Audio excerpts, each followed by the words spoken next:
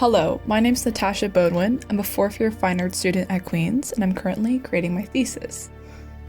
My thesis focuses on how early access to technology among Generation Z has harmed their upbringing into adulthood, that the children born after 1997 are unique compared to their predecessors, as they have always been readily available to have the internet and never experienced a world without it.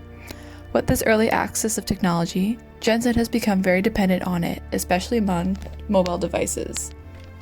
My artwork itself heavily draws upon Sherry Turkle's work, Always On You, The Tethered Self, as I borrow her extensive research on the possible risk of dependencies on mobile phones among teens and youth. What does this all mean? How does my thesis relate to the idea of dependence? Let's begin with the notion of the tethered self.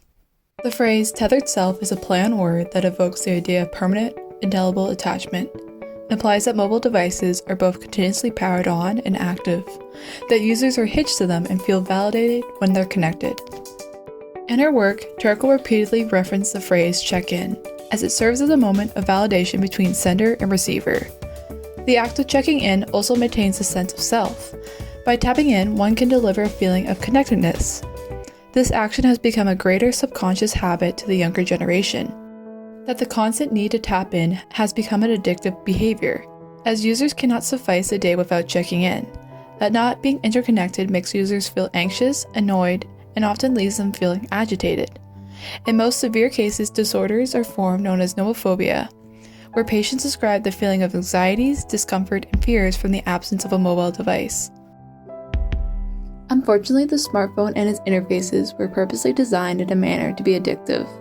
Its functions are meant to be rewarding and manipulate human emotion to drive user engagement, which ultimately results in the addictive attitude. As well, the implementation of global communication has also made our social behavior to be inept, that we become impersonal to one another, no longer interacting face to face, that we've created a media bubble surrounding us to separate ourselves from the real world. Ultimately, the subconscious tethering of mobile devices has caused a whole generation to have social and psychological reliance on them. Although the introduction of mobile communication has brought forth many alarming issues, there is still some good among the evil. The mobile device has brought forth a creative revolution. Its unique outlet has offered limitless tools and features to allow for creative expression.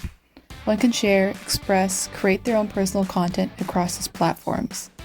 They become incredibly personal to use, almost as an extension of oneself, as they compel us to emotionally connect in abstract ways, letting go of social stigmatism, as there's always someone to interconnect with, whether locally or globally.